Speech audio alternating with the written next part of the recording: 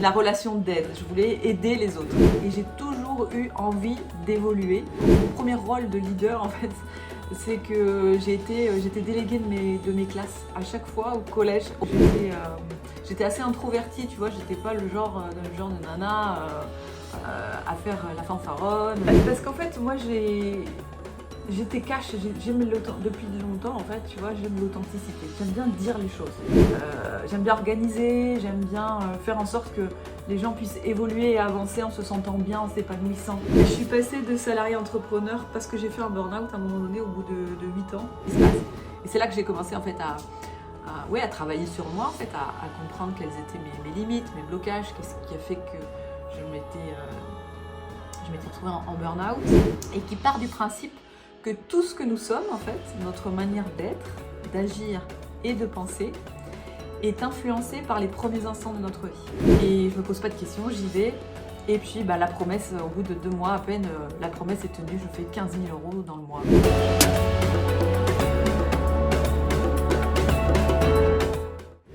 Bonjour, bienvenue dans cette vidéo spéciale. Ici, on va interviewer des personnes extraordinaires. Donc, assieds-toi bien quand je te le dis. Il n'y a que des personnes extraordinaires que j'invite pour t'expliquer vraiment leur parcours, comment ils ont fait pour arriver à ce qu'ils sont aujourd'hui. Et aujourd'hui, j'ai l'honneur, encore, mon appel a été entendu parce que on m'a demandé d'avoir de plus en plus de femmes.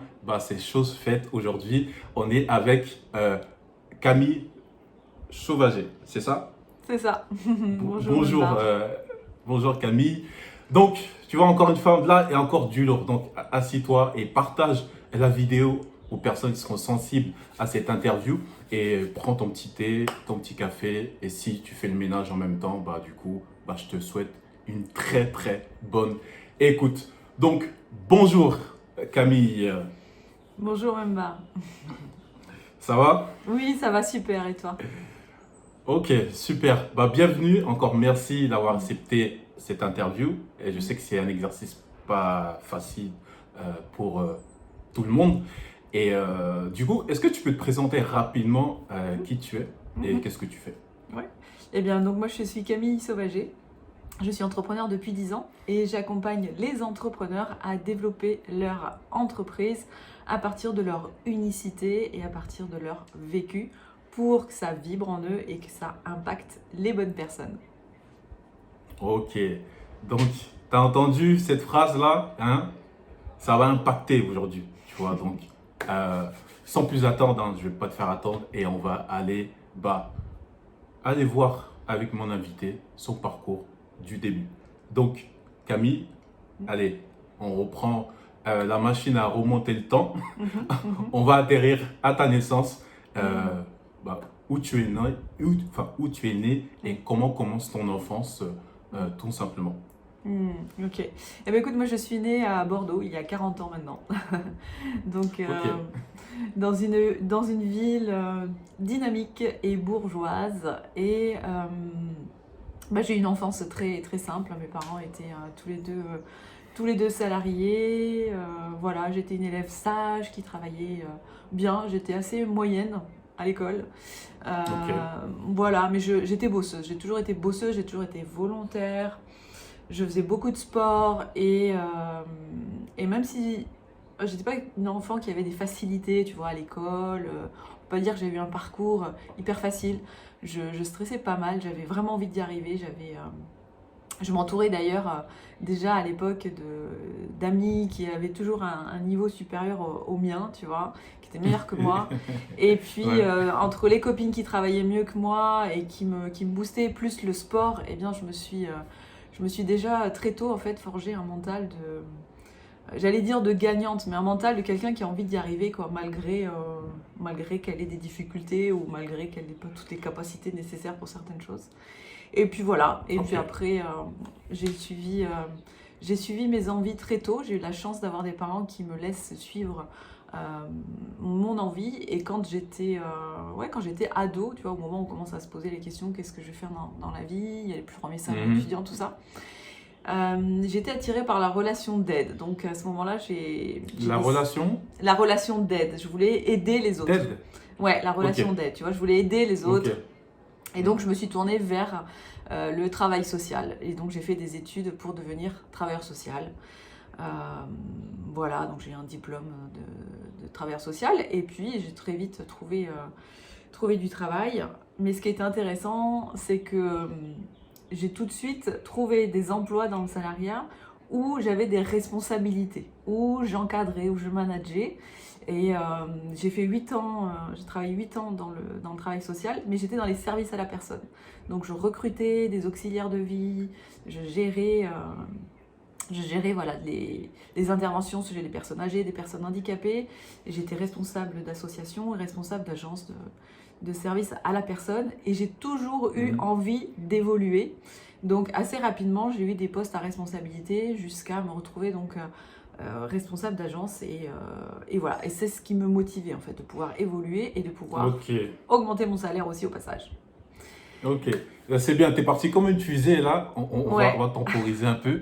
yes. Euh, euh, et là, tu nous expliques que tu as eu des postes à responsabilité. Donc, est-ce que dans ton enfance, c'était naturel pour toi de manager, d'avoir ce petit goût de leader ou de leaduse, je sais pas comment Et on dit ben, ça. ouais, ce good leader. En fait, ouais, j'ai capté ça il y a pas longtemps. C'est que mon premier rôle de leader, en fait, c'est que j'étais déléguée de mes classes à chaque Ah, fois au délégué de la collège. Ouais, classe. j'ai été déléguée de la Ah classe ouais. parce que, tu vois, Hmm. j'aimais bien faire le lien, rapporter de l'information et puis, oui, du coup, l'idée en posant des questions à mes potes, mes camarades, savoir où ils en étaient, qu'est-ce qu'ils voulaient qu'on fasse remonter. Voilà, j'aimais bien un petit peu driver, motiver, tout ça.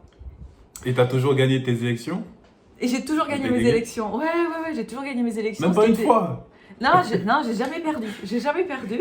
Ah bah, t'es forte, J'ai hein. Moi à j'avais chaque fois... perdu et j'étais Ah bas. ouais? Mais à chaque fois que... Ouais, à chaque fois que je me suis présentée, j'ai été élue et j'aimais ça. Et c'est très, très paradoxal à l'époque parce que j'étais assez introvertie, tu vois. J'étais pas le genre de nana à faire la fanfaronne, celle qu'on remarquait ou celle tu vois, qu'on adorait. Comme dirait ma fille Hmm. à l'époque, enfin à l'heure actuelle, ma fille me dit, ouais, tu vois, elle fait trop sa star. Elle C'était fait pas trop mon ça. cas. Elle fait trop sa star, tu vois. Genre, mais moi, c'était Ouais. pas ça, quoi. Mais voilà, j'avais envie de représenter déjà, je sais pas, d'être la porte-parole. Voilà. Ouais. En fait, à l'époque, je pense que c'était une forme de responsabilité. Et puis aussi de me connecter aux profs, tu vois, à l'organisation, un petit peu à la hiérarchie, je sais pas. Si on- Tu étais déjà peut-être grande dans ta tête. Tu te sentais déjà comme une adulte, peut-être. Ouais, c'est ça, c'est ça. Avoir des responsabilités, ouais, c'était exactement ça, ouais. Déjà, je me sentais adulte, j'aimais bien, j'ai toujours aimé être avec des personnes plus âgées, pouvoir échanger, etc. Ouais.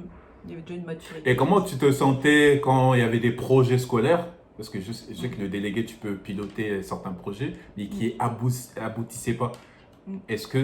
Comment tu as géré ça à l'époque? Est-ce que ça t'est déjà arrivé Non, d'avoir j'ai des pas échecs sur des souvenir. projets? Non, j'ai pas Non? souvenir qu'on ait Ouais. mené des projets. Non, non, non. Non. C'était pas ça. On avait quand même très peu de fonctions, hein, si Du ce n'est pouvoir. représenter les élèves, tu vois, au conseil de classe. Mais par Oui. contre, j'aimais bien, ça plus au lycée, j'aimais bien fédérer, j'aimais bien, voilà, quand il y avait des tensions, quand il y avait voilà, des disputes, j'aimais bien me mettre au cœur des situations, essayer de démêler les choses, de comprendre ce qui se passait, tu vois. Voilà, j'aimais pas quand il y avait de l'injustice ou quand il y avait des moqueries ou voilà. Donc voilà, j'ai toujours aimé Ok. le relationnel. Ouais. Ouais. Ah, donc tu es comme moi j'aime bien appeler les vieux singes, les Rafiki. Oui. Tu sais c'est qui Rafiki? Rafiki, c'est dans le royaume, non? C'est pas ça? Yes, Ah, yes. oui, c'est ça, ouais. Ouais, ouais, c'est le vieux sage. Le vieux Le singe et le vieux vieux sage. sage. Ouais, Exactement. Donc du ouais, coup, tu ouais. avais ces caractéristiques-là de vieux sage. Ouais, ouais, c'est De... ça. Bah, parce qu'en fait, moi, j'étais cash. J'aime depuis longtemps, en fait, tu vois, j'aime l'authenticité. J'aime bien dire les choses. J'aime bien que les choses soient claires. J'aimais pas la moquerie à l'époque au collège. Le collège a été une époque mais insupportable pour moi parce que Ah ouais? c'était des moqueries, de l'humiliation, un peu de harcèlement avec le recul. Je pense que j'ai été un peu harcelée. Et après, au lycée, on mûrit tous, donc on peut se dire les choses. Et moi, je faisais partie de ces personnes qui préféraient dire les choses, tu vois, plutôt que de ricaner dans son coin, de se moquer de l'autre. Et voilà, c'était plus simple, en fait, d'être honnête. Ouais, c'était plus simple pour moi. Ok. Et ce côté-là, là, tu prends de quel côté de tes parents, ce côté-là? Ce côté-là, bah, je pense que mes parents... ouais, bah, mes parents, ce sont des gens honnêtes, des gens simples, très gentils. Voilà, très gentils. Ce qui caractérise mes parents et les deux, c'est vraiment cette gentillesse. Et moi, je trouvais plus simple de dire la vérité Oui. en y mettant les formes, tu vois. Pour moi, c'était de la gentillesse de dire à l'autre, bah, tu sais, voilà, là, je me souviens, il y avait une fille au lycée, on se moquait d'elle tout le temps parce que, voilà, elle était comme ci, comme ça, blabla. Et puis, il y a un aspect dont elle se rendait pas compte. Et un jour, moi, je lui ai dit, écoute, voilà, tu sais pourquoi elle rigole dans ton dos? Bah, c'est parce que, tu vois, elle avait des problèmes d'hygiène corporelle. Je lui ai dit, bah, tu sens un peu fort. Et moi, un jour, je suis allée la voir, je lui ai dit, tiens, voilà, prends mon déo, fais attention pour la prochaine fois, et comme ça, on arrêtera de se moquer de toi. Voilà, parce que je pense que c'était déjà... Donc, tu apportais déjà des solutions. Ah ouais, j'apportais déjà des solutions, je débloquais les situations. J'aimais pas ce mal-être, ces moqueries, là. Ouais, donc déjà, j'avais à cœur que chacun puisse s'épanouir et prendre sa place, en fait, tu vois. Et puis amener les personnes à se rendre compte de ce qui pouvait causer. À l'époque, c'était des moqueries, tu vois. Mais voilà pourquoi on t'aime pas, ou voilà pourquoi on se moque de toi, quoi. Regarde en face, quoi. Et voilà. Donc, je comprends mieux. Donc, du coup, c'est ça qui te ramène vers le chemin de tout ce qui est management. Ben, c'est ça. Qui est... Après, ben, je suis quelqu'un qui a beaucoup d'énergie. Voilà, je suis assez fonceuse et j'ai beaucoup d'énergie. Donc, j'aime bien emmener des gens avec moi, quoi. J'aime bien organiser, j'aime bien faire en sorte que les gens puissent évoluer et avancer en se sentant bien, en s'épanouissant. Et c'est ça que j'aimais dans le management, c'est-à-dire que je pouvais quelque part amener mes propres règles pour que les choses se passent bien. Ok. Mais tu sais, moi, c'est un univers assez compliqué. J'arrive pas à comprendre gérer des gens. C'est Ouais. pas facile quand même. Non. Non. Mais en plus, moi, ce que j'aime pas, c'est qu'on n'est pas là pour les gérer. On est simplement là pour les emmener vers un but commun, quoi. Donc c'était ça. Et comment tu réussis à bien fonctionner dans ce domaine-là? Bah, moi, j'ai toujours aimé dire aux personnes, vous savez quoi, on est dans le même bateau, quoi. On a tous le même objectif. Et c'est justement se remettre sur un rapport d'égalité, tu vois. Moi j'ai ce rôle-là, toi, tu as ce rôle-là. Ok, on n'a pas la même fonction, mais je ne suis pas plus ou moins que toi. On a simplement un but précis avec des rôles différents. Et donc, comment on peut faire ensemble pour que ça avance au mieux, quoi. Ouais, pour que ça avance et que tout le monde s'y retrouve. Et c'est vrai que ça, j'aimais bien. J'aime bien parler, j'aime bien... j'allais dire mettre les gens à nu. Parfois, c'est ce que je faisais même quand j'étais responsable d'agence, parce qu'à un moment donné, je me suis frottée aux délégués du personnel, aux syndicats. Quand tu dis responsable d'agence, dans quelle activité? Agence de service à la personne, tu vois. Service à la personne, ok. Ouais, Oui. maintien à domicile. Et à un moment donné, je me suis retrouvée confrontée aux délégués du personnel, aux syndicats. Et ça a été très difficile parce que... C'est chaud, ça. Ouais, ça a été chaud parce que ces personnes, à ce moment-là, elles veulent qu'une chose, c'est te mettre des bâtons dans les roues, quoi. En fait, c'était pas très, très objectif. Le dialogue n'était pas toujours constructif. Mais moi, j'aimais bien ramener justement les personnes face à elles-mêmes, leur dire, mais attendez, mais qu'est-ce que vous cherchez? C'est comme si moi, j'étais la méchante et eux, c'était les gentils, quoi. C'était les victimes, en fait. Voilà, à l'époque, ils étaient vraiment dans ce rôle victime. Je ne m'en rendais pas compte à l'époque parce que je n'avais pas encore commencé le développement personnel. Je ne connaissais pas tout ça. Victime, sauveur, bourreau, etc. Mais je leur disais, mais pourquoi se tirer dans les pattes? Moi, je fais de mon mieux, vous aussi. Ok, qu'est-ce qui ne va pas? Qu'est-ce que je peux faire pour que les choses, elles aillent mieux? Mais je ne suis pas là pour vous embêter. Je ne me considère pas comme étant plus que vous. Et je ne suis pas votre bourreau, quoi. C'est comme je te le disais tout à l'heure. En fait, j'ai juste une fonction qui est de diriger, d'emmener les personnes vers certaines actions, puis c'est tout, quoi. Donc c'est remettre les choses sur un juste plan, en fait, un plan d'égalité. Ok. Et avec ton tempérament, est-ce que tu arrivais facilement à dire non? Ou Oui, c'était un effort non, non, j'arrivais assez facilement à dire non parce que j'avais des objectifs, parce que ça devait avancer et puis parce que euh, voilà, on avait des règles en fait, on avait une convention collective, donc c'était pas moi qui disais non en fait, c'est juste qu'à un moment donné on appliquait les règles Mhm. parce qu'il n'y avait pas le choix, parce qu'il y avait les exigences du, des fonctions que l'on appliquait chacun, hein. Moi c'était recruter des auxiliaires de vie, gérer des plannings, envoyer ces auxiliaires de vie chez des personnes âgées, chez des personnes handicapées, donc voilà, à un moment donné il y a des choses qui étaient pas négociables parce que je gérais de l'humain pour qu'ils aillent assurer les fonctions vitales d'être humain. Donc, tu vois, il y avait pas mal de Mhm. choses qui n'étaient pas négociables, mais je prenais toujours en compte, par contre, voilà, les conditions de chacun, de chacune, les difficultés qu'ils pouvaient rencontrer, mais jusqu'à une certaine limite. Je crois que déjà à l'époque, je sondais quand les personnes, elles étaient volontaires. Et là, Mhm. ok, j'étais prête à les aider. Puis quand c'était des personnes qui étaient là juste pour le plaisir de râler, de se plaindre et de tirer dans les pattes et de se mettre en victime, en fait. C'était Ok, surtout ça. super. Donc du coup, tu rentres, si j'ai bien compris, facilement dans le salariat. Mm. Ouais. Tu occupes des postes à responsabilité. Et maintenant, qu'est-ce qui te rapproche de, de cette indépendance, de l'entrepreneuriat? Combien se nourrit ce cheminement? Comment je suis passée, tu veux dire, de salarié à entrepreneur? Oui, bon, Eh tu ben, vois, de façon ouais. très simple, tu m'as bien corrigé. C'est ça.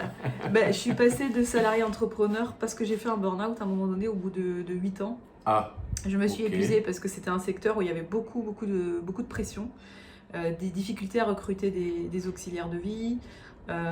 Comme je te disais, on gérait de l'humain, donc quand les auxiliaires Ah de vie ouais, ne sont pas disponibles ou quand elles sont malades, elles sont en ils arrêt, sont au malades. pied levé, il faut les remplacer parce que sinon bah, la personne âgée elle n'est pas levée, elle n'est pas nourrie, sa Ah toilette n'est pas faite. Donc ouais. c'était Ça, c'est énormément, tendu, ça.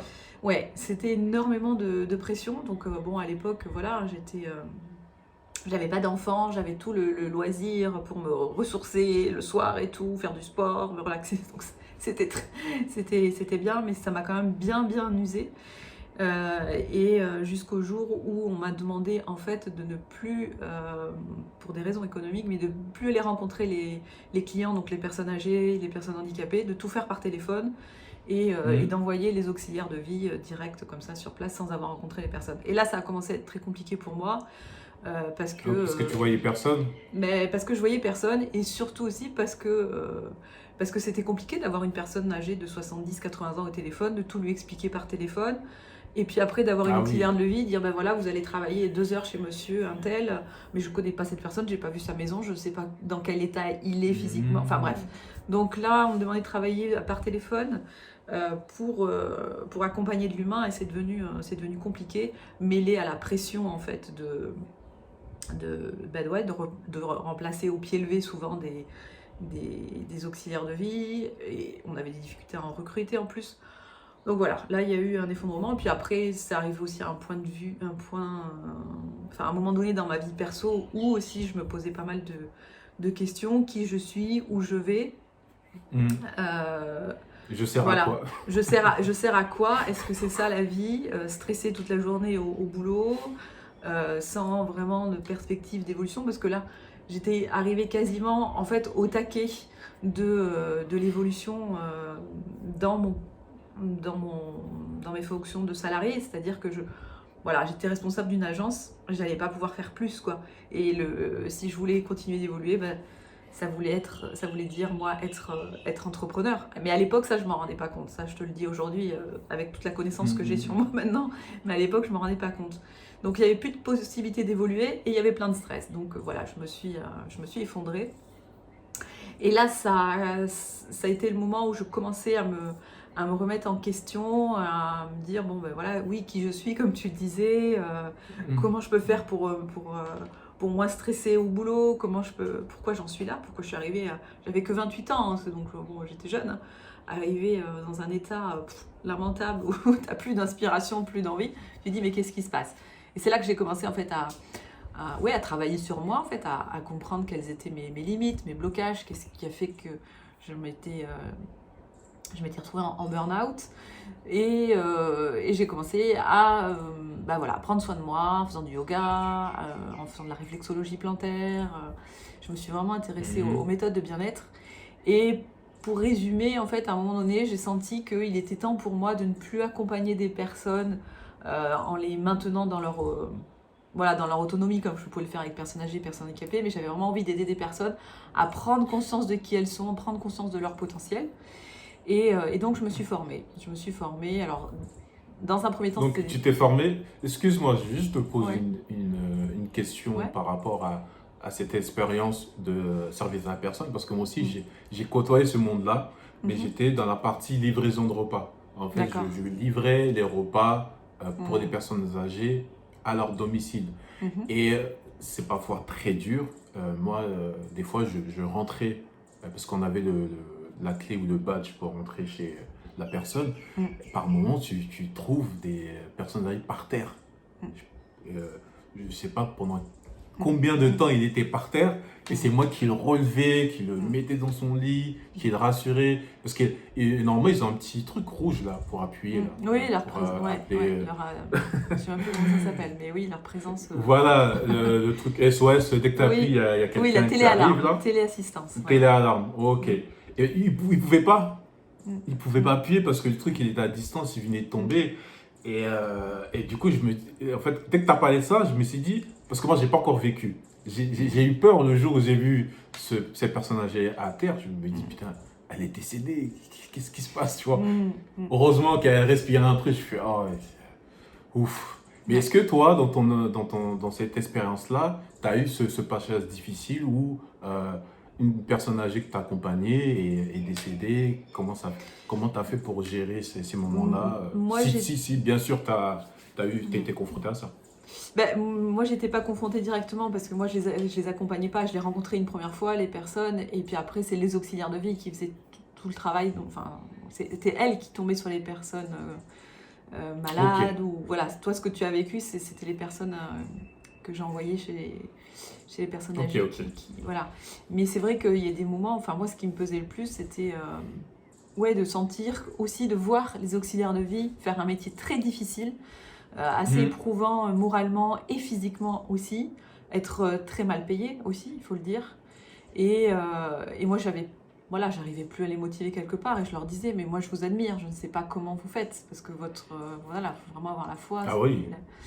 Et voilà, donc c'est vrai que je portais beaucoup de choses, en fait, je pense et c'est ça qui, à un moment donné aussi, est fatigant, c'est-à-dire que il y a les difficultés, il y a la détresse des personnes âgées, parce que les personnes âgées qui sont seules, extrêmement seules, et leur seul contact, c'était nous, on Hmm. était leur famille Oui. pour certaines. Ouais, ouais. Donc il y a la pression voilà, d'être là pour ces personnes. Aussi motiver parfois les auxiliaires de vie, parce que c'est des personnes qui elles-mêmes avaient aussi des difficultés personnelles, qui pouvaient être en précarité, surtout elles le sont, je crois, toujours, hein, malheureusement, assez mal rémunérées par rapport au travail qu'elles font. Au travail, franchement, c'est Ouais. énorme. Et voilà, et à un moment donné, c'est vrai que c'est devenu. Tout ça est devenu lourd et ça n'avait plus de sens en fait pour moi. Ça n'avait plus de sens, j'avais fait le tour. J'avais fait le tour de tout ça. Ok. Donc, tu te formes Ouais. à certaines méthodes de Ben, la santé, enfin, ouais, du bien-être. ouais. Je commence par me former en fait à la réflexologie plantaire parce que c'est une méthode qui m'a fait beaucoup de bien, moi, juste avant mon Et burn-out. c'est quoi? Explique-moi rapidement, dans un terme simple. Parce que... Oui, en fait, la réflexologie plantaire, donc c'est un massage des pieds, Oui. parce que sous nos pieds, on a 7200 terminaisons nerveuses qui sont reliées à Ok. toutes nos parties du corps, tous nos organes, tu vois. Et Ok. donc, c'est une méthode très puissante parce que ça permet un profond lâcher-prise, vraiment une profonde relaxation, et ça permet au Ok. corps de se rééquilibrer.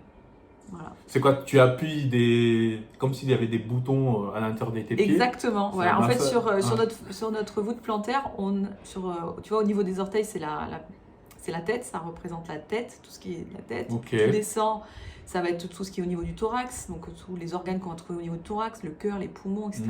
Ensuite, c'est les intestins. Voilà, tu as tout ton corps qui est représenté sur tes pieds. Et en fonction Ok. d'un dysfonctionnement dans le corps, il suffit que tu appuies sur cette partie-là du pied et ça peut rééquilibrer. Et moi, je m'en sers encore toujours. Tu vois, parfois, quand j'ai mal au dos, je masse ma colonne vertébrale, mais la zone de la colonne vertébrale sur mon pied. Et, Sur le pied. et tout de suite, je Ok. sens une détente. Voilà. Ok. Ok. Donc, tu te Donc, formes à ça et à quoi ouais. d'autre? Donc je me forme à ça et puis donc ça c'était juste avant que je fasse mon burn-out, je commençais déjà un petit peu à m'intéresser au Ah, ok. bien-être et Ok. au moment où je fais mon burn-out, je suis vraiment perdue dans ma vie professionnelle mais aussi dans ma vie perso. Et comme à l'époque je faisais déjà du yoga et que je m'étais rendu compte que grâce à la respiration, vraiment j'arrivais à m'apaiser, à avoir moins de peur, plus de confiance en moi, etc. À ce moment-là, mon intuition, mon instinct de survie me dit c'est la respiration qui va te sauver. Et donc je fais des Ok. recherches sur Internet et je tombe sur la respiration consciente, qui est une technique de développement personnel. C'est pas juste une technique pour respirer, c'est une technique de développement personnel. Et je me passionne, je commence à me renseigner, je prends rendez-vous pour faire une première séance individuelle. Et là, ça a été la révélation. Ça a été la révélation parce que lors de la première séance, j'ai compris en fait Mhm. pourquoi j'avais fait un burn-out déjà, qu'est-ce qui m'avait conduite au burn-out. Et la respiration consciente, en fait, c'est une technique qui est aussi connue sous le nom de Rebirth. C'est une méthode qui a été élaborée dans les années 70 en Californie et qui part du principe que tout ce que nous sommes, en fait, notre manière d'être, d'agir et de penser, est influencé par les premiers instants de notre vie. Les premiers instants de Ok. notre vie, c'est notre vie intra-utérine, ensuite notre naissance et après la petite enfance. Et donc à partir du Juste, est-ce moment que où... tu peux me donner un peu plus d'infos? Excuse-moi, hein, Ouais, ouais, parce que j'entends beaucoup parler de burn-out, oui. mais toi qui l'as vécu, c'est une journée de quelqu'un de burn-out comment c'est en fait? C'est quoi la concrétisation d'un burn-out? Comment ça se passe un burn-out? Bah, déjà, il y a un effondrement pour la plupart des personnes. En tout cas, moi, ça a été un effondrement. C'est-à-dire qu'un jour, j'étais j'étais au bureau et puis Mhm. ça a été le blackout. C'est-à-dire que j'ai plus réussi à me lever du Ouais, bureau. les Il a lumières fallu qu'on... s'étaient éteintes. Ah ouais, voilà, les lumières intérieures, c'était le gros vide. Et il a fallu qu'on vienne me chercher. On est venu me Ah chercher, je me ouais, suis effondrée. Donc le premier réflexe, bah, tu vas voir le médecin, hein, voilà, tu es au fond du trou, tu ouais, vas voir le médecin. Donc antidépresseur, voilà, parce que ok, et puis très vite, par contre, moi j'ai senti que, enfin, mon corps a très mal supporté les antidépresseurs, donc je les ai pris, je crois, 2 ou 3 jours, pas plus. Je me suis dit non, là, il faut que je m'en sorte toute seule, je dois comprendre. Parce que moi, mon truc, ça a toujours été de comprendre, j'ai toujours ce besoin de comprendre. Ok, ça va pas, ok, mais j'ai besoin de comprendre. Il faut toujours tirer le positif du négatif, tout a un sens dans la vie. Donc, on va aller chercher. Tu es au fond du trou, mais tu vas aller ok, chercher. Alors, à l'époque, j'en voulais à tout le monde, hein. J'en voulais à mon employeur, j'en voulais à mon mari, j'en voulais à mes parents, j'en voulais. Enfin, c'était la crise existentielle. ok. Et quand je tombe sur le rebirth, donc la respiration consciente, c'est là que je comprends en fait que je suis rattrapée euh, par ma plus grosse croyance limitante à mon sujet, qui est je ne suis pas à la hauteur. Je réalise qu'en fait, Ah ouais, depuis très longtemps, je me suis battue contre le je ne suis pas à la hauteur. Donc tout ce que j'ai fait, je l'ai fait pour me prouver que je suis à la hauteur. Donc c'était ok. génial parce que c'est ça qui a fait que j'ai toujours eu envie d'évoluer, c'est ça qui a fait que j'ai évolué très rapidement dans mon métier Des de... postes à responsabilité. Voilà, donc ça a été un super moteur, mais j'étais arrivée au bout du bout et voilà, et je me suis littéralement effondrée parce que ce qui a fait que, enfin ce qui a aussi déclenché ce burn-out, c'est que au moment où j'ai fait mon burn-out, je venais d'apprendre que j'étais enceinte. Et Ah comme je me ouais, sentais pas super bien, le boulot ça allait pas trop. Là, on me dit je suis enceinte. Alors je le voulais, hein, c'était pas un hasard, c'était ok, décidé. Et là, oui. boum, mon monde s'effondre. Et ce qui est intéressant aussi, c'est que c'est à ce moment-là que Mhm. je venais de faire une revente immobilière et je venais de faire une énorme plus-value. Je crois que j'avais fait 90 000 euros de plus-value. Ah, tu Euh, faisais une activité à côté? Ou Non, en c'était... fait, j'avais revendu mon bien perso. J'avais acheté Ah, mon perso, ok, appartement. J'avais ok, acheté ok, mon ok, appartement que je venais de revendre et je fais une plus-value de 90 000 euros. Et donc, ok, je me retrouve dans ma vie avec 90 000 euros. Waouh, tout cet argent. Du coup, je fais un boulot qui me plaît plus. Je suis enceinte et je suis flippée. Enfin, je suis perdue. Je suis perdue parce que j'ai tout pour être heureuse, mais je ne le suis pas, quoi. Voilà. Donc c'est là que j'ai commencé à aller chercher, mais qu'est-ce qui cloche, quoi? Pourquoi je suis pas heureuse alors que j'habite Bordeaux, une très belle ville, dans un superbe quartier, très bel appart. Bon voilà, je gagne correctement ma vie. Là, je viens de faire une très belle plus-value, ça me laisse plein de possibilités. Euh, voilà, je devrais être la plus heureuse du monde, je suis enceinte. bah non, je m'effondre. Non. Et je prends les autres pour responsables de mon mal-être. Je me dis, oui, mais c'est parce que mon employeur ceci. Oui, mais je peux pas être enceinte parce que mon mari, c'est pas le bon, c'est pas si, c'est pas le... C'est le gros bins. Et c'est là que je comprends qu'en fait, c'est mon fonctionnement intérieur. C'est toutes les histoires pourries que je me raconte qui sont en train de me tirer vers le bas, en fait. Voilà. Et Ok. Et voilà. après, comment ça se passe? Et après, eh ben, je remonte la pente grâce au Rebirth. Ça m'aide tellement que je décide de me former au Rebirth parce que je me dis, voilà, c'est là que je veux aller. Parce que la réflexologie plantaire, c'est super, mais ça ne suffit pas de se soulager physiquement. Il y a besoin aussi de se soulager. Enfin, ça suffit pas si tu veux te prendre soin du corps. Je sens qu'il y a aussi besoin de travailler au niveau de l'esprit. Et c'est comme ça que je me dis, cette méthode, elle est géniale. Parce que moi, ça m'a permis de sortir du trou en quelques semaines à peine, d'être de nouveau enceinte au bout de quelques mois, et de bien le vivre cette fois, etc. De faire un peu la paix avec moi-même, quelque part. Oui. Et voilà. Et donc, à la fin de cette formation, je me lance en tant qu'entrepreneur. Je deviens... donc, je crée mon auto-entreprise et avec ces deux outils qui sont la réflexologie plantaire et la respiration consciente. Ok, Voilà. donc là, le départ entrepreneurial commence. Voilà. Est-ce que tu avais peur de te lancer? Est-ce qu'il y avait une petite peur de Non, sauter le pas? non, j'avais pas peur du tout, j'avais très très envie. J'avais juste envie d'avoir cette liberté d'action, de plus être cloisonné par un employeur. Et puis surtout envie d'aider des personnes sur le chemin du mieux-être, en fait. À l'époque, c'était assez flou, tu vois, mais je veux aider des personnes à aller mieux, quoi. Ces deux outils sont tellement géniaux, ils m'ont tellement apporté que je veux aider les autres à se sentir mieux dans leur vie. Et donc, voilà, j'ouvre mon petit cabinet, et puis, Donc, c'est un cabinet physique? Ouais, un cabinet physique, ouais, donc chez moi, Ok. à l'époque, pour me lancer, chez moi, parce que Oui.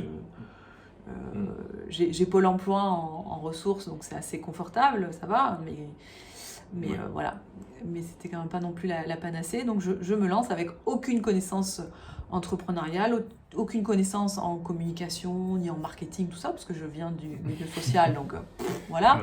Ouais. J'ai On connaît pas. aucun entrepreneur dans ma famille, mes parents étaient tous les deux salariés. Donc Oui. voilà, j'y vais, je me pose pas de questions, je fonce, je fais mes flyers, mes cartes de visite, et puis je vais rencontrer tous les prescripteurs, c'est-à-dire les kinés, les ostéopathes, pour leur présenter mes outils, mes méthodes. Et puis, puis c'est comme ça que j'ai eu mes premiers clients. Et comment tu accueilles ce premier client? Bah, Le premier a toujours un goût assez particulier. Ouais. Ah ben le premier, je m'en souviens, ouais, c'est à la fois de la satisfaction, mais aussi beaucoup de stress, quoi, parce que bon, pourvu que je lui fasse du bien, pourvu que ça... Au début, c'était la réflexologie plantaire, pourvu que ça marche. pourvu que ça marche. Et puis, comme je m'étais pas mal entraînée sur mon entourage proche, je savais que ça leur faisait du bien, j'avais que des bons retours. Donc voilà, je stresse pas longtemps au final. Après, très rapidement aussi, j'ai mes premiers clients en respiration consciente, donc là, c'était une autre responsabilité, mais là, je m'étais aussi beaucoup entraînée. Et en fait, j'avais tellement envie, j'étais tellement convaincue et animée par cette pratique que, en fait, j'ai pas stressé, quoi. Le plus exigeant, c'était comment je fais pour me faire connaître, quoi. Mais une fois que j'avais des clients, c'était génial, en fait. Ça se passait bien. Et là, je pense que tu as touché the question. C'est la question que tout le monde, quand tu te lances, hein, et je pense qu'on n'y pense même pas au début. Non, il vaut mieux pas d'ailleurs. Ouais, au début, on est beaucoup focalisé sur les outils, sur qu'est-ce qu'on va mettre en place et tout. Mais on ne pense pas à comment je vais attirer les clients. Ça vient en dernier. Ah oui, ouais. Oui, oui, il n'y a pas de stratégie, il n'y a pas de... Non, on y va. Moi, j'ai foncé dans le tas. À fond. À fond, donc c'est bien. Mais à un moment donné, tu te dis, bon, c'est quand même beaucoup d'efforts, beaucoup de démarches pour peu de clients. Et puis à côté de ça, bon... je commence à m'intéresser de plus en plus aux réseaux sociaux, parce que je te parle de ça, donc c'était en 2012, 2013. Donc voilà, donc les réseaux sociaux commençaient quand même à bien se développer aussi pour le business. C'était pas que Facebook, Facebook, ça commençait aussi à être un bon vecteur pour le business. Instagram, pas du tout Et à avant que l'époque. tu ailles sur les réseaux sociaux, tu avais commencé combien de temps avant? Est-ce que c'était 1 an avant, 2 ans avant que tu viennes sur les J'ai réseaux sociaux? j'ai dû passer un an sans les réseaux sociaux. J'avais fait un Ok, site, j'avais fait un site ok, internet. Et après, c'était la bonne vieille méthode, je prends mon téléphone et je vais frapper aux portes. ok. Et 1 an après avoir lancé ton activité, est-ce que tu arrivais à faire le SMIC? Ou tu Non, dépassais le SMIC? non, Ou... non, non, Ok. non. Un an après Heureusement avoir qu'il fait y avait mon... Pôle emploi qui était là. Il y avait toujours Pôle emploi, ce qui était bien et à Ouais. la fois pas bien parce que, voilà, du Oui, coup, ça, c'était assez confortable. Donc, je faisais ça va aller. ça Il va n'y aura pas aller, trop de ça va pression. aller. Voilà, pas trop de pression. Jusqu'au moment où, bah alors, au milieu de ça, j'ai divorcé. Donc, je me suis retrouvée toute seule avec ma fille. Ok. Donc je divorce, pour me faciliter les choses, je décide de quitter Bordeaux, au besoin de tourner la page, je décide de quitter Bordeaux Mhm. et je pars à Paris. Je pars à Paris avec Ok. ma fille et là j'ai plus Pôle emploi. Je repars à zéro hein, puisque j'arrive à Paris, mais à ce moment-là, je me rapproche de mon organisme de formation avec lequel je continue de me former. Oui. Euh, et puis j'avais un cercle d'amis sur Paris aussi. Donc ma vie est plus à Paris à ce moment-là que sur Bordeaux. Donc je prends ma fille d'1 an et demi sous le bras, je pars à Paris.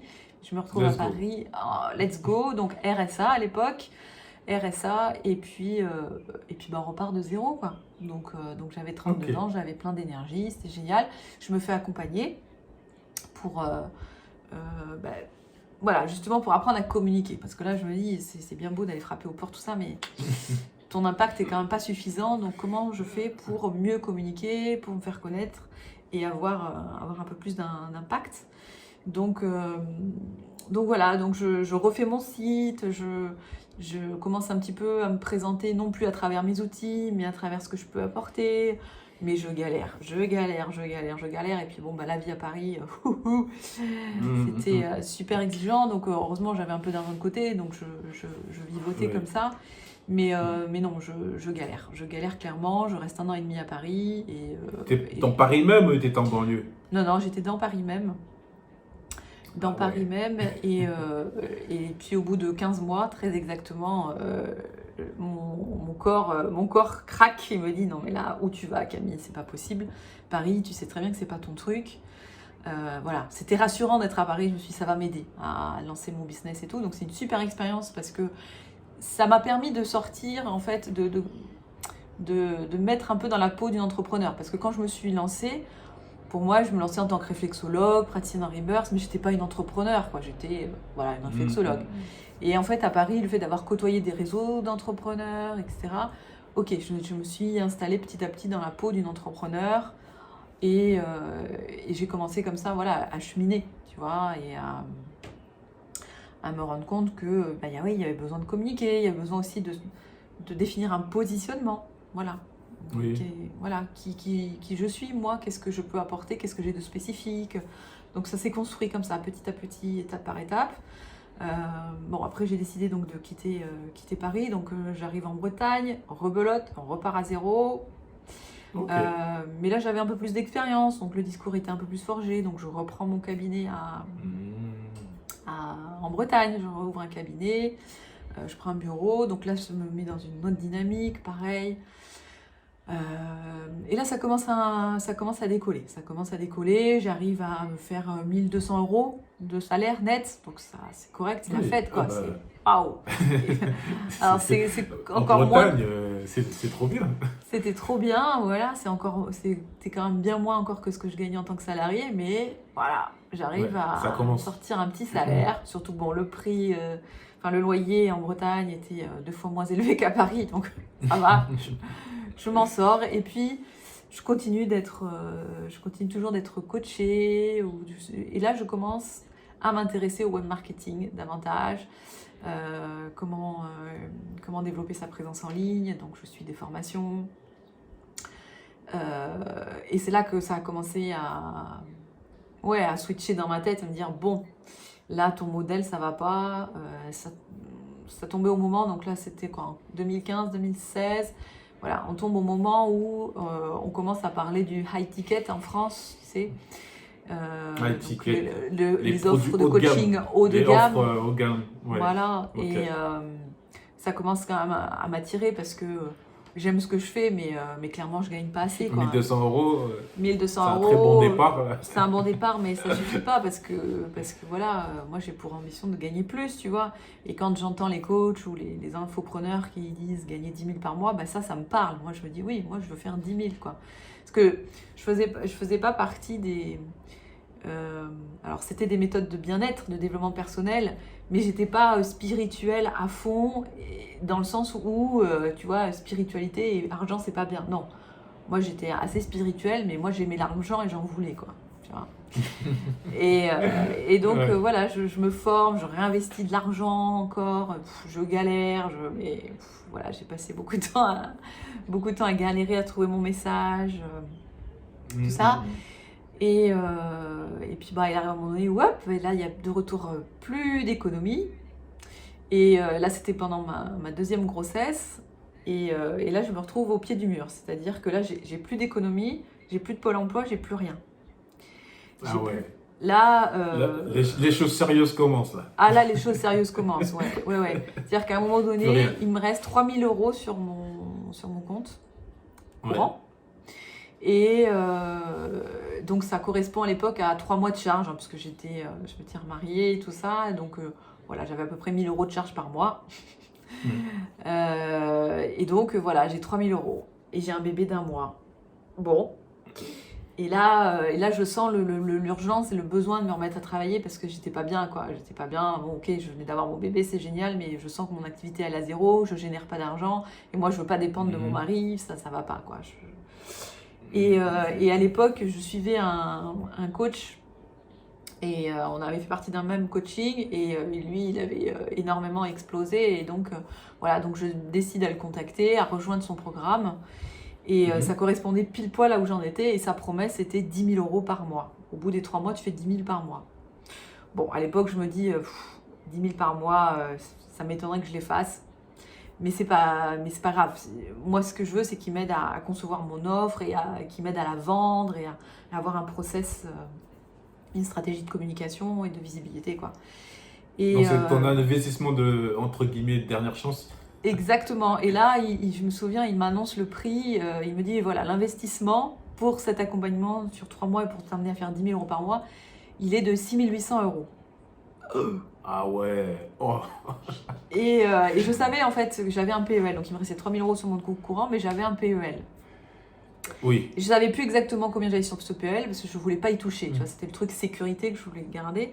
Et là, je me dis, mais de toute façon, t'as plus le choix, quoi. Parce que si tu fais rien, dans 3 mois, tu redeviens salarié, Camille. Donc là, il faut que tu te bouges.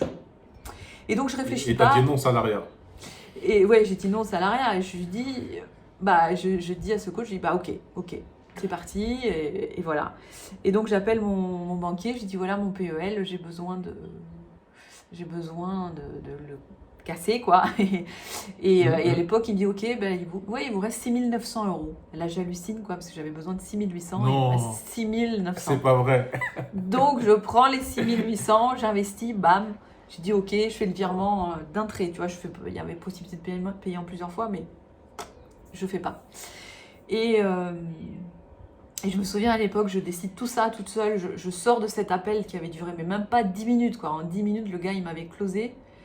Et je T'étais déjà remonte. convaincu. Ah ouais, j'étais toute rouge, je chauffais, là, j'étais en stress. Et là, je dis à mon mari, je dis, oh, alors là, je viens de faire une connerie. Ou je sais plus ce que je lui dis.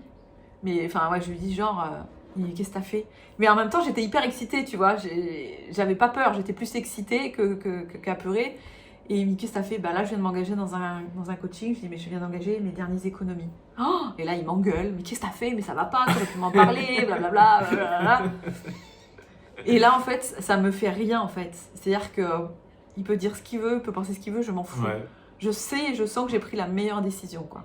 Et là, Okay. et là, il se mais oui, tu t'es fait avoir, ce promesse à 10 000 et tout, machin. Et je dis, tu me fais pas confiance? Non, c'est pas à toi que je fais pas confiance. Il me dit, c'est à ce coach-là, il te vend du rêve et blablabla et blablabla. Je dis, mais tu vas voir, tu vas voir. Dans ma tête, je me dis, tu vas voir, tu vas voir. Bon, entre-temps, mon mari s'est excusé, il est revenu sur sa réaction. Oui. Et moi, je me lance à fond dans le truc et je me pose pas de questions, j'y vais.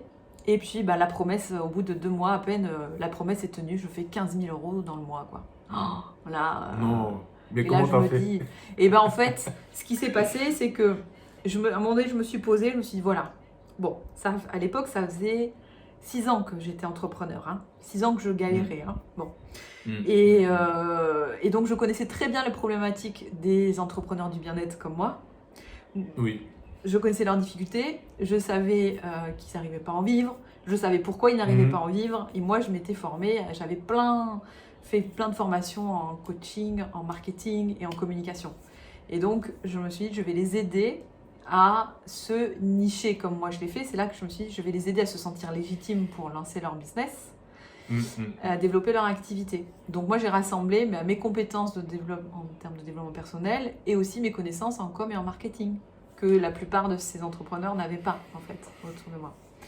Et voilà, et donc j'ai créé mon offre sur 3 mois pour définir son message, définir son client idéal, concevoir son offre d'accompagnement, arrêter de vendre à l'heure et de vendre un programme.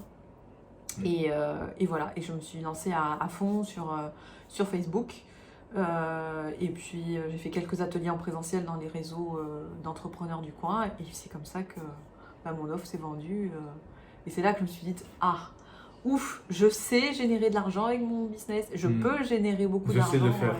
Et je sais le faire, voilà. Donc là, ça a été super, une félicitations. révélation.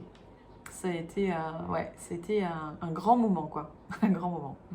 En 2 mois. Donc... Oui, en 2 mois, ouais, j'en revenais pas. J'en revenais pas. Ah ouais. Félicitations à toi, hein, parce que en fait, Oui. quand tu avais, je pense, annoncé à peut-être ton mari de l'époque et qui t'avait, voilà, sur le coup de l'émotion et il t'avait un peu démotivé, tu sais que là, tu peux prendre le virage inverse. Que cette démotivation qui t'envoie, bah, même si tu prends le coaching, tu passes pas vraiment à l'action et c'est ça, mais en fait, ça n'a même pas été la démotivation parce qu'en temps ordinaire, je suis plutôt du genre à avoir besoin de l'approbation, tu vois, j'avais besoin de soutien, machin. Et là, je sens que c'est... Déjà, j'avais énormément confiance en ce coach-là, il m'inspirait et j'avais vu ses résultats. Et je me dis, mais c'est ça que je veux, quoi. Moi, c'est ça que je veux aussi. Moi, je veux faire, je veux faire 10 000 par mois, j'ai pas envie d'être là à vivoter et je suis pas devenue entrepreneur pour ça, quoi. Donc on y va, quoi. J'ai tout à gagner, rien à perdre. Et surtout que j'ai fait ça avec mon bébé. C'est-à-dire que mon bébé avait 1 mois, 1 mois et demi. 1 mois. Je l'allaitais. Tu l'as fait avec. Et j'ai fait tout ça avec elle, quoi. Donc voilà. Donc c'était d'autant plus challengeant de se lancer comme ça, quoi. Et tu sais que c'est un réel problème. En fait, la niche là, que tu touches là, parce que moi, quand j'ai commencé à mettre mon centre de formation en place où j'étais auto-entrepreneur, j'ai accompagné des micro-entreprises à développer leur activité et à enseigner les règles de la micro-entreprise parce que tout le monde n'était pas informé des cotisations. Et je tombe sur une dame qui fait du... Ah, j'ai oublié le nom, c'est un nom un peu chinois, j'ai oublié. Très compétente, tu vois. Elle maîtrise tous les outils.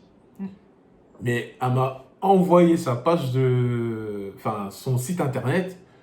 J'ai dit, c'est une fiche technique ton site internet. Tu détailles la méthode et tout, mais je dis, moi en tant que client, je m'en fous entre guillemets de toutes les techniques. Moi je veux, au final, quand je sors de ton cabinet, qu'est-ce qui se passe? C'est ça qui m'intéresse. Et ils ont du mal. Parce que j'essaie de le faire comprendre ça, qu'il ne faut pas vendre l'outil. Il faut vendre vraiment le bénéfice derrière. Mais je pense qu'ils ont du mal à le comprendre parce que j'ai beau à l'expliquer, mais elle reste, non, moi je suis compétente dans ça, je reste. Mais oui, mais parce que souvent c'est ce que je dis, c'est que quand on arrête de vendre ses outils, c'est soi que l'on vend. Pour arrêter de parler de son outil, ça veut dire que je parle de moi, de ce que je suis capable de t'amener comme... Enfin, la transformation que je peux te faire vivre. Et là, on parle plus de l'outil, on parle de soi. Oui. Si tu travailles avec moi, je t'amène à ça. Et ça, c'est vachement challengeant. De se dire, voilà, c'est moi qui t'emmène à. La nuance, elle est de là, en fait. Ça paraît peu, mais c'est juste énorme, en fait. C'est une mise en avant, une mise en valeur de toi. C'est plus ton outil, c'est toi qui va aider la personne. Bien sûr, il y a les outils, Oui. mais c'est la synergie. Ça reste un outil de toute façon. Oui, ça reste un outil. Mais voilà, c'est souvent challengeant pour ces personnes. Et ça l'a été Ouais, pour moi. Hein. C'est plus confortable ouais. d'appeler et de dire, voilà, je me présente, je suis réflexologue plantaire. Voilà, Voilà, la réflexo, c'est ça. effectivement. Et, et ça, c'est vraiment quelque chose, je pense que sur ce point-là, tu pourras aider énormément de personnes. Parce que moi, j'ai laissé tomber, hein. Dès que j'ai vu que très très bornée, elle ne veut pas toucher à ses outils, Mm. j'ai dit, bon, ok, bah, laisse Oui, tomber, oui, je suis oui. pas assez fort. Ouais. Ben, c'est pas ça, c'est qu'il y a un moment où les personnes, elles sont prêtes et voilà, Oui, c'est une question de timing. C'est-à-dire qu'à un moment donné, quand tu veux vraiment t'en sortir et que tu te rends compte que c'est pas la bonne manière de faire, tu acceptes de dire, bon, ok, je vais arrêter de parler de mes outils, je vais parler de transformation, de l'évolution que je peux aider mes clients à vivre. Voilà, mais c'est très challengeant, hein. C'est pas un pas facile à franchir. Ouais. Mm, mm, mm. Ça prend Et du je me temps. dis peut-être ils ont tellement investi d'argent dans leur formation, dans ce diplôme, Mm. et leur dire non, ça tu dois pas trop le mettre en avant. Peut-être Oui. ça leur fait un peu mal parce que voilà, ils ont tellement investi. Ils disent Ouais, non. il y a ça, et il se dit, je pense que c'est Ouais, surtout se mettre soi en avant, quoi. C'est pas confortable. intéressant. Ok, 10 000 euros, tu arrives en 2 mois. Et comment Mm. se passe la suite des événements une fois que tu as Alors, validé? ouais, et ben en fait, j'ai longtemps cru qu'une fois que j'arriverai à 10 000, et là en plus je fais 15 000, une fois que j'arriverai à 15 000 par mois, ben j'aurais pu. Oh, ça y est quoi, ma vie d'entrepreneur, elle serait On se cool. repose, se On se salarié. repose, ça y est, Allez. donc c'est ce qui s'est passé, hein. C'était un soulagement, il y avait vraiment de la paix, de la sérénité. Donc il y avait de la paix, de la sérénité parce que je faisais de l'argent, donc déjà là, il y avait un petit déséquilibre. Hein, Hmm. si c'est l'argent qui m'amène la sécurité et la paix, bon. Mais en attendant, il y avait une satisfaction quand même, de se dire, c'est rassurant de constater que je peux générer de l'argent. Mais là, il s'est passé deux choses complètement inattendues. Bah, c'est que ça a été le début de la fin de mon couple. Parce Ah, que, ok. voilà, dès l'instant où j'ai commencé à générer de l'argent, eh bien, je me suis retrouvée face à une autre personne qui, en fait, jalousait un petit peu ma réussite, quelque part. Et, Ah, euh, ok. et donc, j'ai été un peu cassée. Tac, tac, tac. Donc là, je suis un peu tombée de haut en me disant, ben, comment ça se fait que la personne la plus intime, la plus Pourtant, proche de moi, tu l'as fait pour vous. ben voilà, c'était en plus pour moi contribuer davantage, si tu veux, Mhm, mhm, à plein de loisirs, plein de plaisirs dans la vie. mhm. Et là, en fait, bah non, c'est pas bien vécu de l'autre côté. Et voilà. Donc ça a été ouais, douloureux quand même, c'est sûr. Et à côté de ça, et indépendamment de ça, moi, je me suis mise à flipper et me dire, oh, pourvu que j'arrive à maintenir ce niveau-là, quoi. Voilà. Hmm. Et parce que j'y suis allée à fond, donc c'était très bien. Mais le rythme que je m'étais imposé n'était pas viable sur la durée, en fait. Donc Ok. voilà, donc j'ai eu besoin d'ajuster par la suite, euh, d'ajuster mon mode de fonctionnement, c'est-à-dire que de dire, bon, faire 15 000 par mois, c'est pas une finalité, c'est pas ça le plus important, c'est Mhm, aussi de bien le vivre, ton process, de trouver moi mon mhm, propre style. Parce que dans la méthode que j'avais suivie, dans le programme de coaching que j'ai suivi, il y avait une méthode, donc j'ai appliqué la méthode, ça a bien fonctionné, mais mhm, après j'ai eu mhm, besoin mhm. de faire du tri et de me l'approprier pour justement pas me perdre en fait dans les Oui, techniques qui me correspondaient pas. Voilà. ok.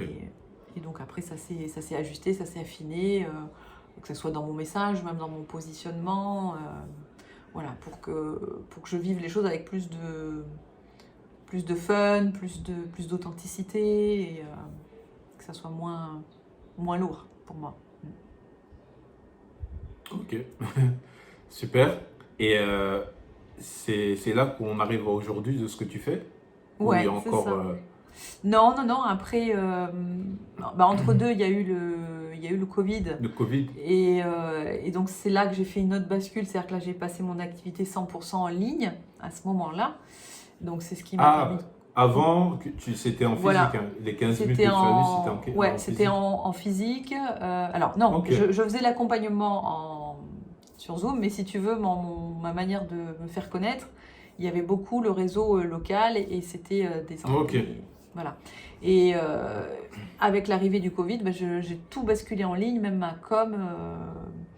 Et donc, je me suis lancée Hmm. dans des webinaires. Je me suis lancée dans les webinaires pour me faire connaître. Voilà, donc j'ai passé 2 ans comme ça, hein, et heureusement, ça m'a permis de continuer de maintenir mon activité. Et puis d'affiner toujours, hein, parce que comme moi j'évolue en tant qu'entrepreneur toujours, mon message aussi évolue et mes accompagnements aussi, mon expertise aussi évolue. Et c'est pour ça qu'aujourd'hui mon accompagnement il est vraiment basé sur euh, accompagner les entrepreneurs à se développer à partir de leur unicité, vraiment, à partir Ok. de leur puissance, tu vois, hein. C'est leurs outils bien sûr, mais c'est à la fois leur vécu, leur expérience, aussi à partir de leurs valeurs hautes, de ce qui est important pour eux, de façon à ce qu'ils aient un positionnement unique, solide, qui les inspire. Et non pas un positionnement qui soit basé sur ce que tout le monde fait plus ou moins, tu vois, et moi euh, je développe aussi un peu comme tout le monde, j'ai un petit peu le même message que tout le monde, et non, parce que ça sur la durée, ça, Hmm. ça Ça tient tient pas, pas. quoi. Ça tient pas parce qu'à un moment donné, la clientèle s'essouffle et soi-même aussi on s'essouffle parce que on n'y met pas toute notre âme en fait aussi. Parce que pour moi, quand on être entrepreneur et quel que soit le secteur, c'est ce qui nous est demandé, c'est vraiment d'être dans la joie, dans l'enthousiasme et d'être inspiré par ce que l'on fait, que ça soit dans la spontanéité. Et pour que tout ça soit possible, hein, pour être dans cette joie, cette spontanéité, ça demande vraiment d'être connecté à soi, à son intuition. Qu'est-ce que moi j'ai envie de faire? Comment j'ai envie de le faire? Alors bien sûr que ça corresponde à un marché, à un besoin client, on est bien d'accord, mais une fois que tu as identifié ton client, comment moi j'ai envie de l'aider? Quelle valeur je peux lui apporter à partir de qui je suis? Parce que moi, je me suis rendu compte il y a quelques mois que dans mes coachings, dans mes accompagnements, c'était fluide, j'étais voilà, pleinement moi-même, c'était facile, mais dans ma communication, c'était un petit peu plus laborieux. Tu vois, il y avait moins de fun, un peu moins de fun, un peu moins de plaisir. Et je me suis rendu compte que, ouais, il y a des choses que je m'empêchais de dire, je m'autorisais pas de dire certaines choses. Par besoin de plaire, tu vois, pour être assez... pour cadrer aux règles du marketing, tu vois. Et donc moi je me perdais un petit peu dans ma com et donc forcément j'étais pas impactante puisque j'étais pas pleinement moi-même. Donc, donc c'est tout ça que je fais avec mes clients, c'est de dire ok, où est-ce qu'aujourd'hui il y a des... Qu'est-ce qui est lourd aujourd'hui dans ton business? Qu'est-ce qui te met pas en joie, en énergie? Alors il y a toujours des petites choses qu'on n'aime pas, hein, c'est certain, mais sur les actions fondamentales, les actions sur lesquelles on passe le plus de temps, c'est important d'être vraiment sur d'avoir sa méthode à soi, tu vois, d'avoir son style et puis son propre business model. Parce que on a vite fait de se perdre. Ok, génial, super.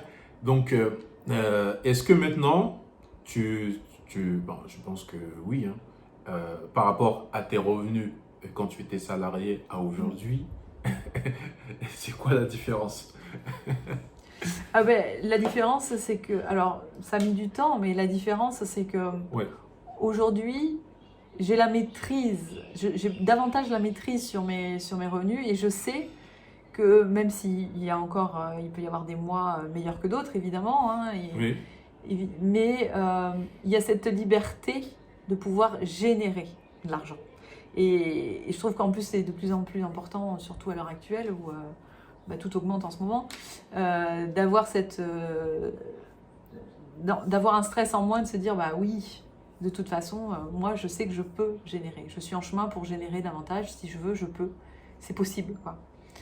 Et c'est ensuite beaucoup plus gratifiant parce que tu génères de l'argent à partir de toi, en fait, de tout ce que tu De es. toi. Tu te transmets, quoi.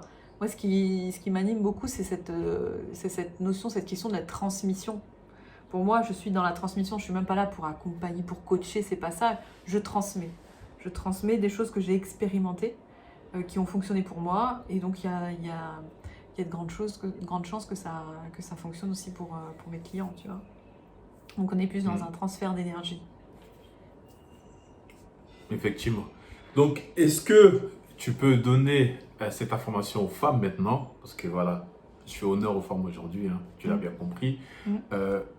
Quels sont les 3 conseils, voilà, que tu peux donner à une femme qui veut se lancer, qui a des enfants, qui est occupée et qui veut faire cette transition entre son salariat et son indépendance financière? Parce que quand tu dis de maîtriser tes revenus, bah, c'est plus un patron qui te donne ce revenu-là, c'est toi-même qui le génère. Bon, voilà, voilà, là, c'est en live, hein, c'est une question qui n'est pas préparée. Je pose la question comme ça. Ouais. Même si au final, tu en as 2, tu en auras 2. Mais voilà, je te pose la question, c'est est-ce que tu as 3 étapes ou 3 conseils à dire aux femmes qui ont plein de trucs à côté, là, enfants, mari, occupés, et qui veulent faire la transition du salariat vers l'indépendance financière? La première chose, c'est vraiment de faire de soi sa priorité, parce que c'est vrai qu'une maman, on a vite fait de se dire ah oui, les enfants d'abord, oui, mais mon mari, trouver des excuses.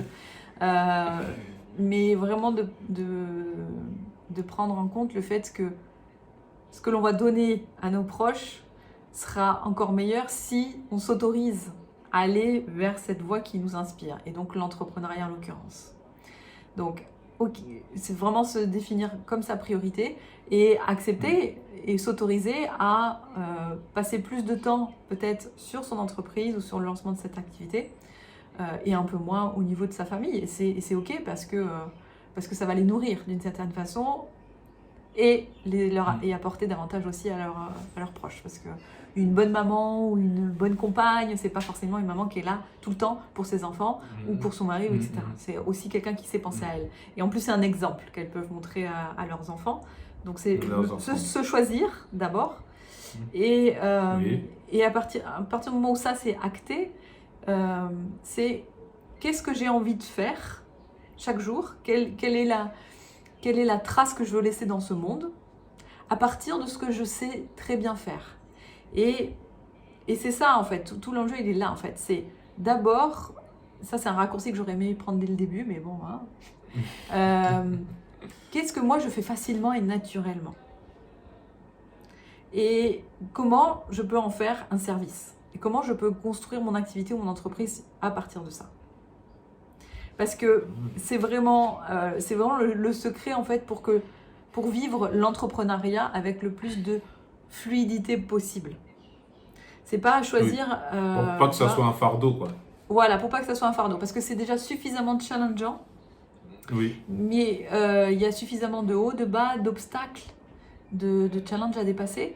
Donc, mais si tu es déjà dans la transmission de quelque chose que toi tu connais très bien, que tu fais très facilement, si déjà tu as identifié tes talents, ça va être beaucoup plus facile de les vendre. Ça va être beaucoup plus facile de se mettre en valeur. Ça passe vraiment par la reconnaissance de qui on est, pour moi, tu vois. Ok, moi je sais faire ça, je suis compétente là-dedans et j'aime le faire. J'aime le faire, voilà, c'est facile pour moi de le faire. Et du coup, ça permet davantage, tu vois, de faciliter le reste du process. Il y aura toujours des étapes qui seront un petit peu plus délicates. Mais quand on aime ce qu'on fait, quand on sait qu'on le fait très bien et facilement, voilà. Et le troisième conseil,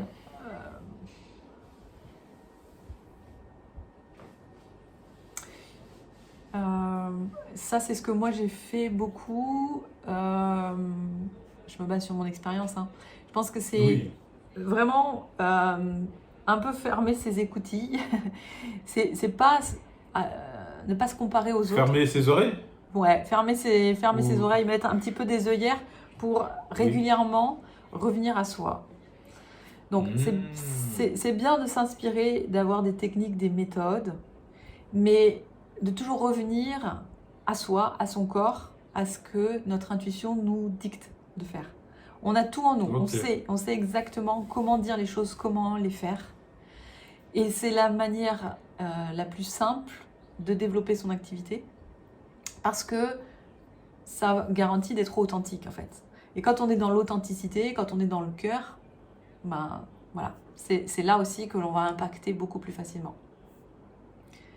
Ah, Et, intéressant ça. ouais. Parce que, et c'est, moi tu vois au début, j'ai accompagné mes clients et c'est vrai que j'avais tendance à leur dire, ben voilà, moi j'ai fait ça, faites ça. Ça a marché pour moi, faites comme ça. Et puis, je me suis rendu compte qu'au bout d'un moment, c'est un peu enfermant, c'est un peu étriquant. Et on peut y perdre de l'énergie, parce que quand on fait quelque chose qui ne nous correspond pas, c'est là qu'on baisse en énergie.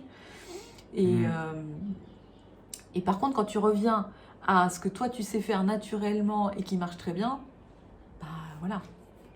C'est là que les choses sont beaucoup plus faciles et il n'y a pas besoin d'aller chercher midi à 14h en fait. Parce que tu vois, à un moment donné, moi, je me suis mise à faire des... j'ai voulu lancer un groupe Facebook, j'ai voulu développer davantage ma présence sur les réseaux sociaux, tout ça. Sauf que c'était pas le format avec lequel j'étais le plus à l'aise, quoi. Moi, c'est plus facile d'animer un atelier, que ce soit en présentiel ou même en live, En et ligne. donc en ligne, voilà. Et donc je suis revenue à ça. Moi, c'est ça que j'aime faire. Pas aller chercher les gens sur Messenger, faire des conversations, discuter, voilà. Et pourtant, il y a plein de coaching, de programmes, de méthodes qui proposent ça. Mais Oui. voilà, donc c'est pour ça que faire confiance à son intuition et à notre élan intérieur. Tu vois. Moi j'ai envie de ça. En gros, là, Ouais, tu me vas-y. dis, il faut apprendre à t'écouter. Oui, c'est ça, c'est ça. Et S'écouter c'est se vrai faire que... confiance. Ouais. Ouais. Oui, parce que Et comment souvent, oui, Oui, vas-y. oui, j'allais dire souvent, tu sais, on cherche à, on peut croire, et c'est peut-être typiquement féminin en plus, mais on veut avoir plus confiance, on pense qu'on a un blocage, on pense qu'on a ceci, on pense qu'on a cela. Non, c'est pas qu'on manque de confiance, c'est pas qu'on manque d'estime, c'est pas ça. C'est juste on ne s'autorise pas et on ne se fait pas suffisamment confiance à écouter notre vérité intérieure. Tu vois, notre petite voix qui nous dit mais fais ça, c'est ça, fais comme ça. T'as envie de le faire comme ça, mais vas-y. T'as envie de le dire comme ça, mais dis-le. Dis ce que t'as sur le cœur. C'est tellement plus simple. Parce que toi, ça va te faire du bien et ça va forcément parler à certaines personnes. Parce que le but, c'est pas de parler à tout le monde, mais de parler à certaines personnes. Effectivement. Et j'ai une question par rapport à ça, parce que bon, ça m'est arrivé. Et comment tu peux faire la distinction de quelque chose qui sort de toi, tu vois, de faire le choix de dire, ah, je ressens quelque chose. Ça- comment je fais la différence que ça sort de moi ou ça sort de l'extérieur? Mm. Parce que des fois, tu as des pensées qui viennent, tu as l'impression que c'est toi, mais Mm. non, parce que tu as vu à l'extérieur et tu veux absolument le coller à toi. Comment Ouais. tu fais cette différence-là dès que tu as une idée qui arrive ou un pressentiment, faire la distinction, et c'est vraiment quelque chose qui sort de toi ou c'est quelque chose qui sort de l'extérieur? Ben, il y a deux choses, moi, qui m'aident dans ces moments-là. La première chose, c'est que je me réfère à mes valeurs hautes. Je me réfère à ce qui est vraiment important pour moi. Et donc, est-ce que cette idée ou cette intuition-là, cet élan, est-ce que Hmm. déjà, il est en rapport, est-ce qu'il répond à mes valeurs hautes? Ça, c'est la première chose. Ok. Et ensuite, quand j'ai quelque chose qui vient comme ça, je laisse quelques jours pour voir si l'enthousiasme, il dure sur plusieurs jours ou si au bout d'un jour, ça retombe. Hmm. Tu vois? Ok. Est-ce que vraiment je sens que c'est ça? Est-ce que ça me met en joie? Est-ce que c'est excitant? Et en principe, ça trompe pas, quoi. Si Oui. Donc si c'est ça- toujours là au bout de 3 jours, c'est que c'est bon. Ouais, ouais. Ou une Ouais, semaine, je sais pas combien de temps tu oui, attends. voilà, 3 jours, ça dépend du sujet. Ouais. Il y a des Mm. sujets sur lesquels il y a besoin de laisser une semaine. Des sujets, bon, tu peux réfléchir sur 2 jours, ça suffira. C'est pas. Oui. Mais moi, j'ai toujours besoin maintenant de laisser passer un petit peu de temps. Et si je sens que ça vibre, tu vois, c'est voilà, ouais, j'ai envie d'y aller, tu vois. Tu sens l'élan du corps, tout simplement. Pour moi, c'est que c'est un bon indicateur. Et puis après, bah, j'ai envie de dire que la meilleure chose, c'est d'y aller, quoi, et de pas se poser trop de questions. Parce que moi, je suis plutôt du genre à expérimenter. Tu vois, je disais tout à l'heure, je suis fonceuse. Alors, on m'a souvent dit, ah oui, mais tu te précipites pas, te précipite pas. Mais c'est mon mode de fonctionnement, en fait. Au bout d'un moment, si je reste trop dans la tête, trop dans le mental, Oui. je me bloque, je m'épuise. Donc, je préfère y aller. Je me prends le mur. Je me suis pris plus d'un mur dans ma vie. Mais au moins, ah oui, bah ok, ah bah j'ai compris, d'accord. Ouais, bah non, c'est pas fait pour moi, tu vois. Donc ça fait un peu mal, mais au moins la leçon, elle est claire, quoi, Ouais. et tu l'intègres. Alors que de rester à tourner en rond, tergiverser, non, c'est pas mon truc, quoi. Ça me plombe, ouais. Ok.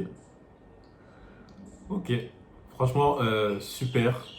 Super retour. Je suis heureux d'avoir, enfin, de rentrer de certains détails vraiment qui vont aider les personnes de manière profonde, hein, pas juste à l'extérieur et chercher des solutions à l'extérieur tout le temps.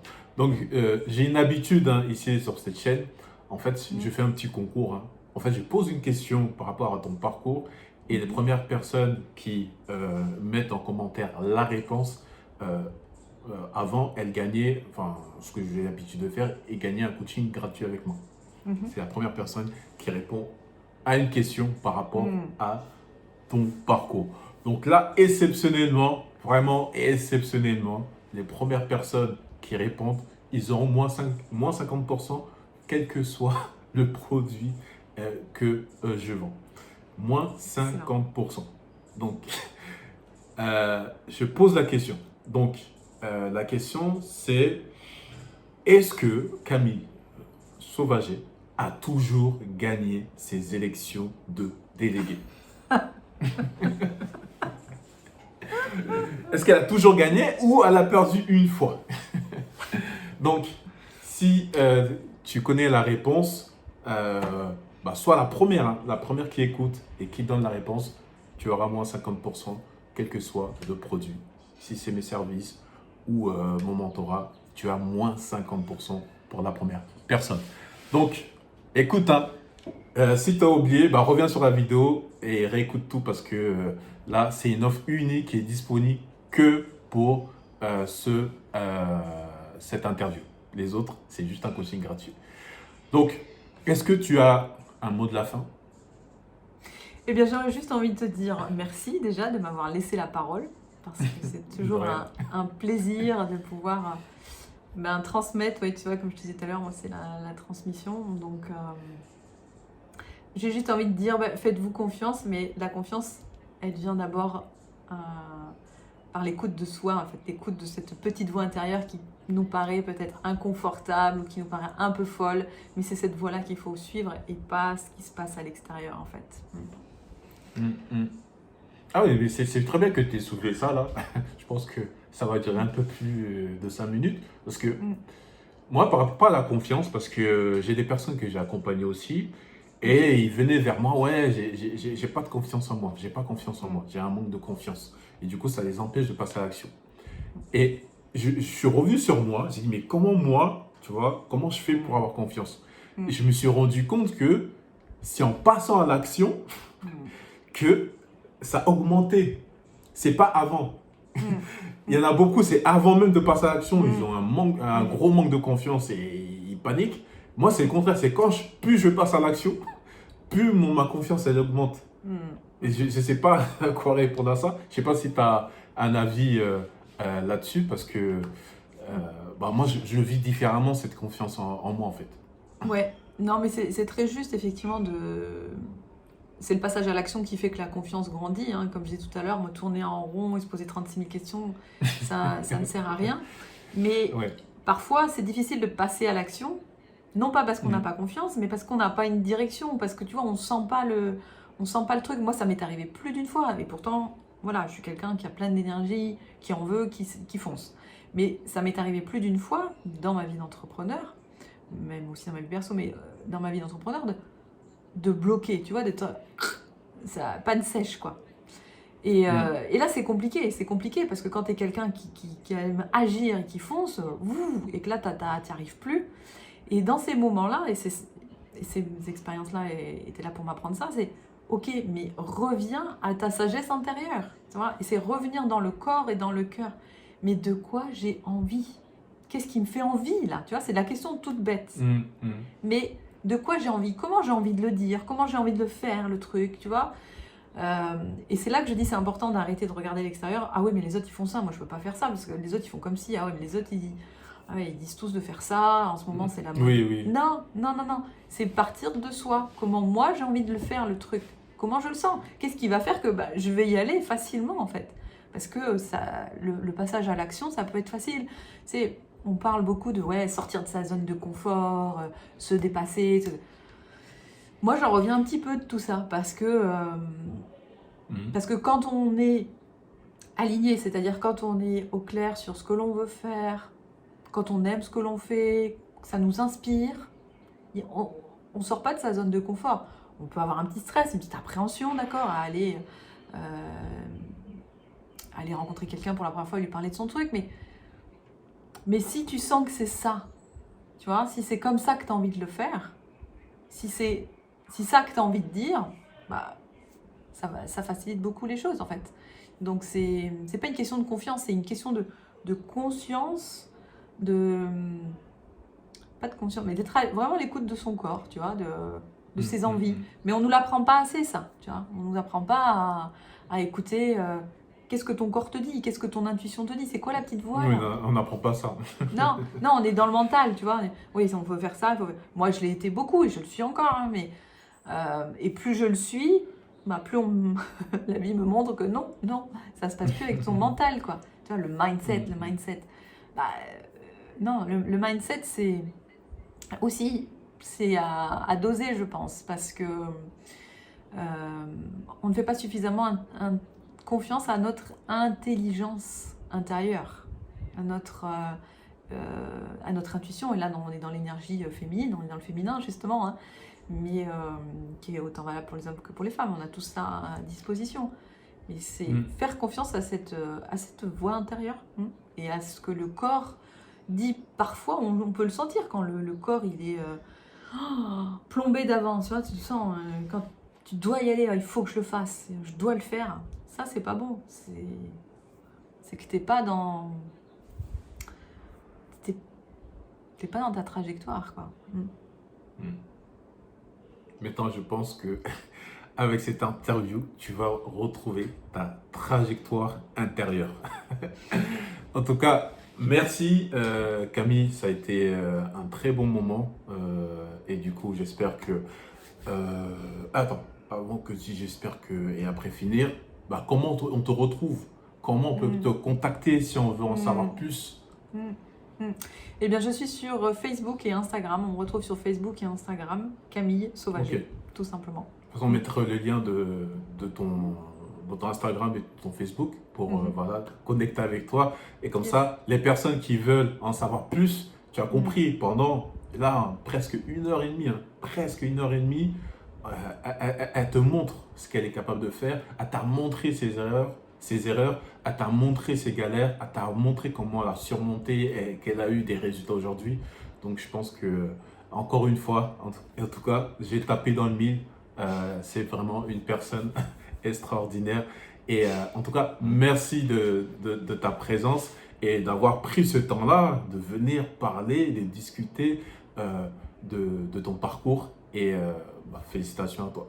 Eh bien, écoute, merci beaucoup, Memba. Et puis, c'était un grand plaisir pour moi de pouvoir partager mon expérience. Ok. Donc, réponds à la question. Si tu as oublié, reviens, tu réécoutes. Et comme ça, tu gagnes tes moins 50% qui sont que pour cette interview. Et je te souhaite bonne chance. Hein. Donc, merci et à la prochaine interview extraordinaire. Porte-toi bien. Mais je vais te laisser avec ces mots-là. Maîtrise ton environnement avant que ton environnement te maîtrise. Allez, ciao!